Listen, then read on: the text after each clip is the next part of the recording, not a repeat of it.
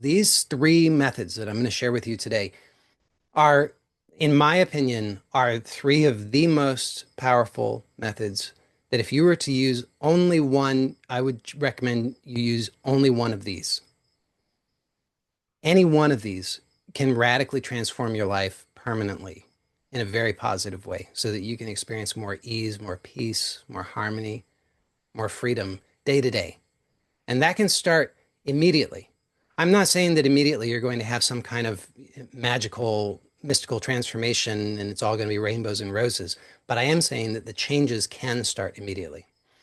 So the first of the methods is the active relaxation method. So some of you might recall this because I talked about this several weeks ago, and I'll on YouTube I'll post a link to that video. This method is a method that came to me when in that moment that I described, that moment of exhaustion in 2012 that I described, where I realized I needed another way. It wasn't going to work any longer the way that I was doing it. It was just time for a real change, and it had to be a radical change.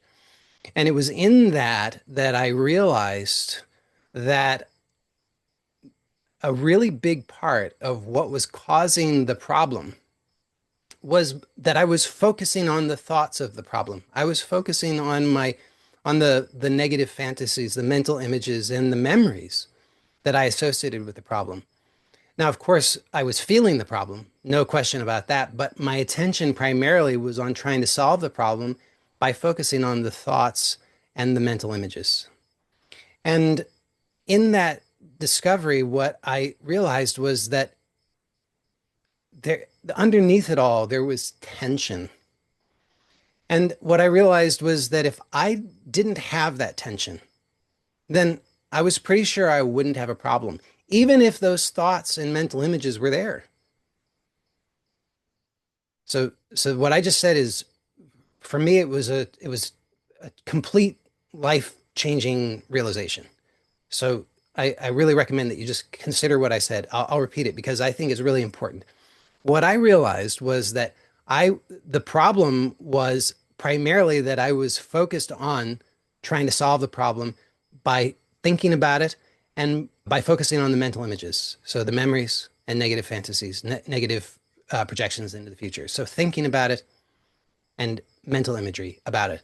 And I noticed that underneath all of that was tension. So I was feeling tension, but my attention was on the thoughts and the mental imagery. And I realized that if I didn't have that tension, then I was pretty sure I wouldn't have a problem, even if I had the thoughts and the mental images. So just try that out for yourself for a moment. I mean, just notice any problem that you might think you have, big, small, medium, whatever it might be, and whether it's present right now or it's one that you can remember having had, or even one that you could imagine having. Any one of those will work. Just notice as a little kind of thought experiment. If just imagine, what if you didn't have any tension? What if you were completely at ease physically? Would you have the problem? Even if the thoughts were there, even if the mental images were there, if you were not reacting to any of that with tension, would there be a problem? I believe that you would probably discover what I discovered, which is there probably wouldn't be a problem. So next, based on that realization, what I began to experiment with was shifting my attention away from the thoughts and the mental images, and instead shifting my attention to the physical sensations. So that was the first step. First step was to shift the attention. So I described in the video that I did about this, I described three steps for this process. The first one is pause. And that's what this process is that I'm describing right now, is that step of shifting attention is to pause and then shift attention. So just to pause because there's a momentum to the agitation about the problem, just to pause and then shift away from the thoughts and the mental images and instead notice the physical sensations. That's step one. Step two is, and from here on out, steps two and three, they're just three steps, are really all about keeping the attention away from the thoughts and the mental images because there's such a habit. There's a momentum to that. The habit is to go back to that. But that's actually what's feeding the problem. So step two is to scan the physical sensations in some way, whatever way makes sense to you. I usually do it head to toe. You can do it whatever way makes sense to you, but it's just to scan gently, just to notice what's there, just to notice the sensations. So that's the second step. And then the third step is to release. So the three steps are pause, scan, release. And how long do you do this? As long as it's useful, right? I mean, if you stop and then your attention just goes right back to thinking about the problem, agitating the problem, then that would be a pretty good indication that it would be useful for you to repeat the process and stay with it a little longer. At a certain point, you'll cease to have the problem. So then, therefore, your mind won't go back to the thoughts or the mental images. Or even if it did, it would quickly abandon that because it would no longer be of any interest, because it wouldn't stimulate any kind of agitation or problem. So I'll guide you through it once briefly now. And by the way, you can use this process not only when you perceive that you have a problem, you can do it anytime. Because actually, if you pay attention, a lot of the time, most of us are habituated to problems. A lot of the time, our mind is just going to problems. So you could just do this all day and your life would be better. So, so step one, pause. Shift attention to the physical sensations. So just shift your attention to physical sensations. So if your attention was on thoughts or whatever else, just shift your attention to physical sensations. And then just we're going to scan and I'll guide that from head to toe. And we do steps 2 and 3 in tandem together. So just bring your attention to the top of the head and just notice whatever you notice there. And if there's anything that you can easily release, then do so. And if you don't know how to release anything, then that's perfectly fine. So you just release whatever is obvious and easy to release. And if there's nothing that you know how to obviously and easily release, then that's perfectly fine. Next, notice the ears. And if there's anything that you can become aware of that you can easily release and obviously release, then do so. And if not, don't worry about it. Next, notice the cheeks. And if there's anything that you can obviously and easily release, then do so. And if not, then don't worry about it. Next, bring your attention to the jaw. Notice if there's anything that you can obviously and easily release. And if so, then do so. And if not, then that's perfectly fine. Next, bring your attention to the throat. If there's anything that you can obviously and easily release, then do so. The neck, if there's anything that you can obviously and easily release, then do so. Shoulders, if there's anything you can obviously and easily release, then do so. The arms, if there's anything you can obviously and easily release, then do so. Wrists, if there's anything you can obviously and easily release, then do so. Hands and fingers, if there's anything you can obviously and easily release, then do so. Chest, if there's anything you can obviously and easily release, then do so. Upper back, if there's anything you can obviously and easily release, then do so. Belly, if there's anything you can obviously and easily release, then do so. Lower back, if there's anything you can obviously and easily release, then do so. Pelvic floor, if there's anything you can obviously and easily release, do so. Buttocks, if there's anything you can obviously and easily release, do so. Thighs, if you can obviously and easily release, then do. Lower legs, if you can obviously and easily release, then do. And the feet and toes, if there's anything you can obviously and easily release, then do so. It should be light and easy. It's not about being perfect. It's not about achieving absolute perfect relaxation. If that happens, that's nice, but that's not the aim. This is about helping to recalibrate so that you can actually start to be at peace rather than perceiving that you have problems. So that's the active relaxation method. And what I would recommend is the go-to method. Anytime that you find that you are stressed, worried, having a problem, agitated, angry, upset, then just do this much.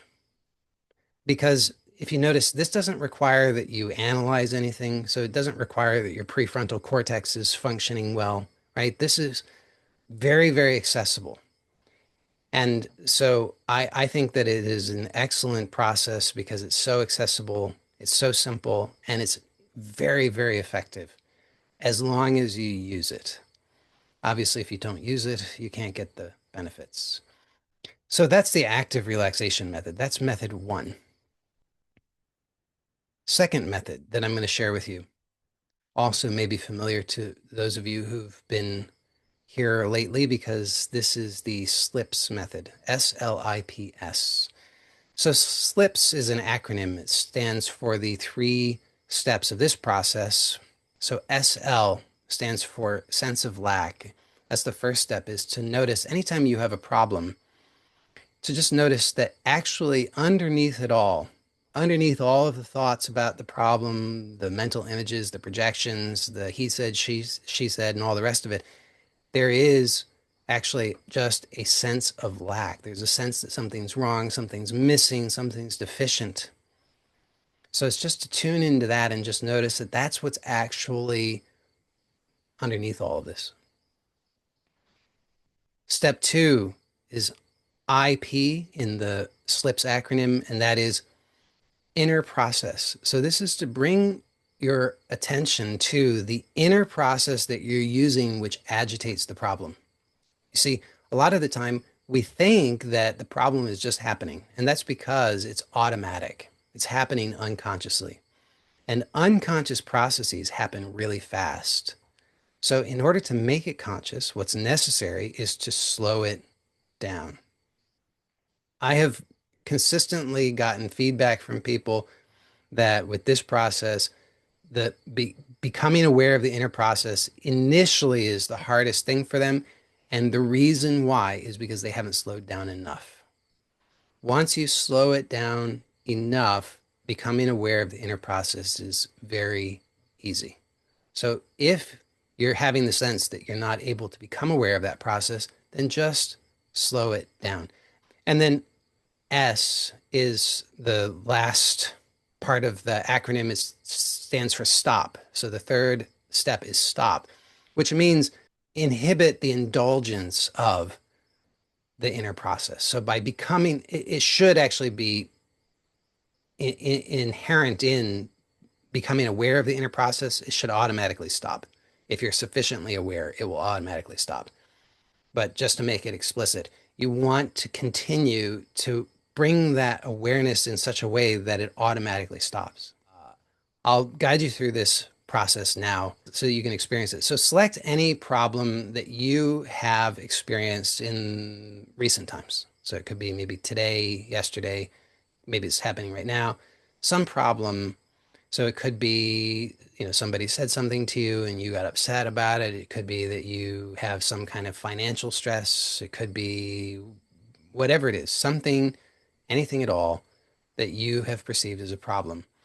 And we're going to use this process. So first step is sense of lack. So just notice that underneath any thoughts that you might have about this, there's actually a sense of lack, a sense that something's off, something's wrong, something needs to be fixed, something's not right.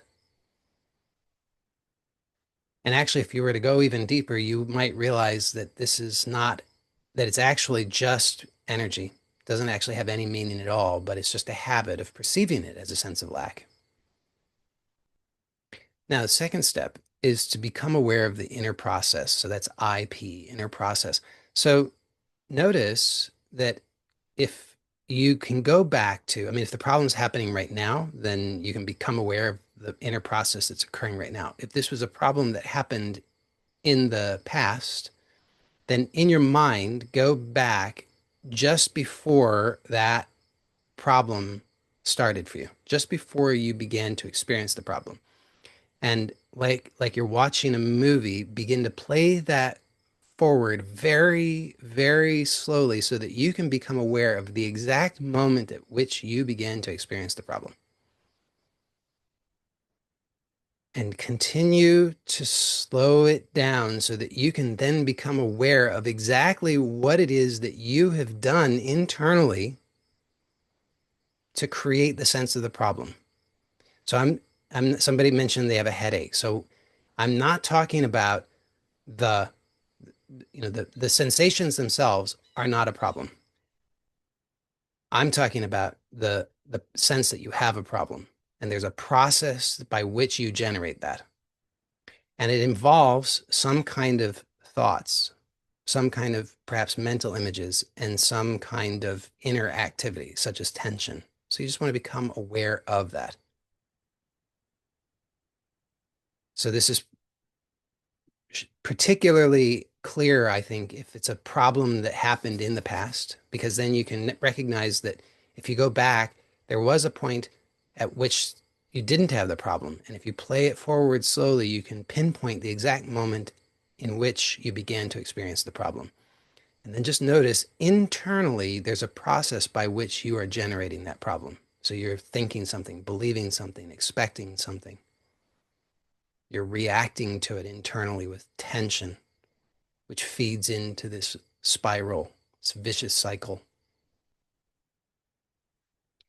And the more awareness you bring, you should notice that it stops on its own because simply because you are shining that light of awareness on it.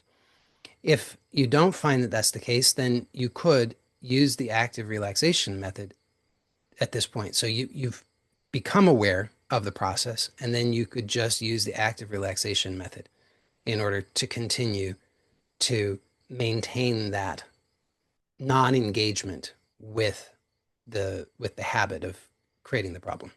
So that's the slips method. And the slips method obviously involves a little bit of requires your prefrontal cortex, right? There's a little bit of analysis that has to be done. And so this is a very, very powerful process. Oh, I should tell you how I came to discover this process. So I don't have some kind of eureka moment of discovery for this, but it started to dawn within me starting around the year 2020. Now, as most of you know, 2020 was an interesting year for many people, but it was interesting for me in a different way because I found myself just sitting. And it wasn't something that I was trying to do, but it was just something that was happening.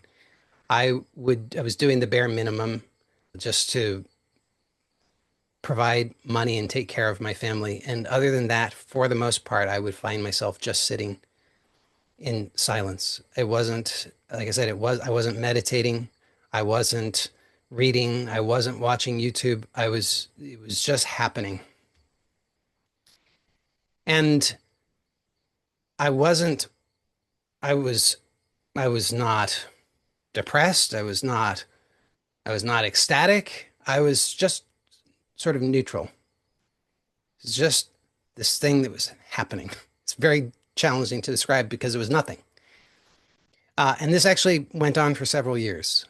And in that silence, what emerged was growing awareness of these inner processes that were still often running within me. These inner processes of beliefs, expectations, thoughts, and so forth. And through that awareness, I realized, just to put a timeline on this. So, like I said, 2012 is when I discovered this active relaxation method, which I had been using ever since then because it totally changed my life, absolutely transformed my life completely. And that became automatic. I don't think about it. It just happens automatically now. And so that was the case by 2020. And so my life had very much transformed in so many ways. And I suspect, although I really don't know, that active relaxation is sufficient in order to give complete results. But what I found was that when I discovered this SLIPS method in 2020, thereabouts, was that there were still these subtle inner processes that I hadn't previously become aware of, and that by shining the light of awareness on them consciously allowed for a release of those patterns, which otherwise I don't know how long they would have played out. So this slips method seems to go, it's like a laser. You shine that laser on the cause of the problem, the subtle inner cause of the problem, the subtle inner habits of perception, belief, and so forth, and it releases. So it's very powerful and very rapid for releasing these things that uh, even though I suspect active relaxation could do eventually, it happens faster using the slips method. So that's why I share it. So now, third method that I want to share with you. So I'm calling this the rapid resolution method because I think it's useful if it has a name. Otherwise, it's difficult to talk about. But some of you will be familiar with this because this is a method that I taught in the Living Fearlessly course. So this is a method that I also discovered in 2012. So around the same time as I discovered the active relaxation method, I also discovered this rapid resolution method. And it kind of was born out of the same realizations, discoveries. But with this rapid resolution method, there were two things that I discovered that allowed me to more rapidly release certain patterns.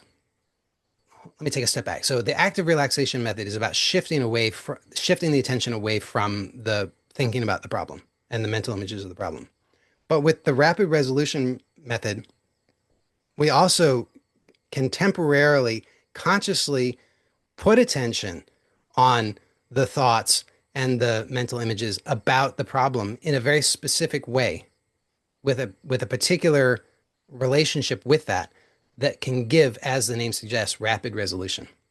What we do is we select a problem, one that's recurring, and then consciously put attention on whatever it is most agitating about that problem. Because the insight that I had was that I had been trying to avoid those things, right? So I had been trying to move away from those things. I had been trying to move away from whatever it was that most agitated that problem for me, whatever those thoughts and mental images were. I was always trying to avoid them. And that made the problem worse. So I had this insight, well, what happens if instead I consciously move toward them instead of trying to move away? So that's the first insight that I had that gave rise to this rapid resolution method. The second insight was that trying to sustain that kind of attention where I was actively moving toward the things that previously I had tried to avoid, trying to sustain that for a long period of time was stressful. So you might hear people talk about, being with their feelings, for example, right? So people will have feelings that they have resistance to, the fear, anxiety, worry, whatever it is, they have resistance to that. And then they'll have this idea that they should be with their feelings. So they try to just sit and be with those unwanted feelings. And oftentimes they're trying to do that for a long time. So they've got kind of the right idea, which is instead of trying to avoid, be with, be open, be receptive, move toward. But trying to sustain that for a long time, I found was not sustainable because it was stressful. And so the second insight that I had was that doing this in just very, very short intervals, just for a second, 2 seconds, 3 seconds, 4 seconds, and then doing many iterations gives very rapid results. So it looks like this. So the first step is to select some kind of problem. And then the second step is to notice whatever it is about that problem that is most troublesome for you. And give that a rating, a subjective rating from 0 to 10 in terms of how intense that is or how unpleasant that is for you. And the reason for giving that subjective rating is that over time, we want to bring that down to 0 with this process. So this gives us a way of subjectively measuring that. Then You want to consciously choose to put your attention on those aspects of the problem that are most disturbing to you in a way in which you are completely receptive and open to them. So, not trying in any way to avoid them. And of course, this is the most challenging part for most people because the habit is to try and avoid. But that's why we only do this for a second or up to 5 seconds. But we don't want to try to do this for a long time. It's just for a few seconds. You want to consciously put your attention on those things and be receptive and open to them, whatever they are, the feelings, the sensations, the images, the thoughts, whatever it might be. Then you want to just completely drop it and shift your attention away to something else. So by shifting your attention to something else, you make this much faster and easier. So you want to just you can do active relaxation, right? That would work. Or you could just look around and count colors or shapes, right? You could just like, how many green things do I see? How many rectangles do I see? Yes, or state birds, exactly. Or some kind of, yes, like trivia. Or you could just count backward, like from 10 to 1. And then you repeat the same process. And each time that you do it, what you're doing is releasing the the emotional charge that you've attached to that whole thing, to the whole problem. And sometimes you'll do a round and then you'll do a second round and then the charge will actually be higher. Maybe at first it was a 5 out of 10. And then the second round it's like a 9 out of 10. And that's perfectly normal. It won't always happen, but if it does happen, you shouldn't be disturbed by it. All that means is that there were layers that previously you didn't feel safe to acknowledge that now you're acknowledging, and that means you can release them. So you just continue with the same process. You just simply give attention to those things, allow them completely, just be open and receptive. Don't try to avoid anything, just for a few seconds. And then you just drop it and shift attention away to something else. That's the short version of it. There's a more in-depth version of it, but I'm not going to try to give that here. So that's the rapid resolution method. Now, the rapid resolution method is probably one of the most challenging for some people to do on their own because a lot of times people don't feel safe to be willing to allow those aspects of their experience in that way. So it can often be really helpful to have somebody who has experience to coach or guide you through that process, at least initially, so that you can have some experience with that. But with that said, many people can have great success with that without needing any other support with it. So I'm providing those instructions because for those who can make good use of it, it's really powerful. I use that in conjunction with the active relaxation method to free myself of so many perceived problems that I used to have, so many fears and anxieties. I really highly recommend it. So those are the three methods that I wanted to share with you. And when you use these three methods, actually, when you use any one of these three methods on a consistent basis, your life will change. You will achieve a higher vibrational state, and it will be a permanent change because it won't be the old way of just trying to cling to one end of the polarity while avoiding the other. You will actually have shifted to a higher vibrational state, which is inclusive, which is why it can be permanent because it's not trying to keep something else away. It's inclusive of everything. So when you work with any one of these on a consistent basis, this can give you life-changing results.